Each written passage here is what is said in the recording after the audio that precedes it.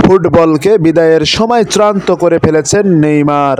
18 মাস ধরে সৌদি আরবের club Al হিলালে আছেন ব্রাজিলিয়ান সুপারস্টার নেইমার জুনিয়র। কিন্তু এ সময়ের ভেতর তিনি খেলেছেন মাত্র 7টি ম্যাচ, কারণ ইনজুরিতে তাকে বেশিরভাগ সময় মাঠের বাইরে কাটাতে হয়েছে।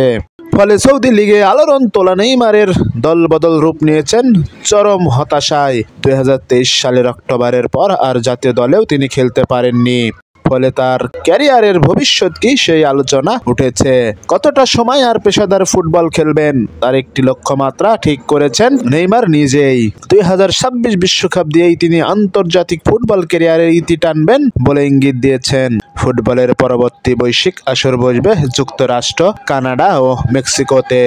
সেখানে খেলা ও জাতীয় দলের স্কোয়াডে থাকতে যা করা লাগে তার সবই করবেন বলে জানান এই আল হিলালের সেলেসাও ফরওয়ার্ড। বর্তমানে নেইমারের বয়স 32, বিশ্বকাপ চলাকালে যা 34 বছর দাঁড়াবে। ফলে 2026 আসরেই হতে পারে তার শেষ বিশ্বকাপ।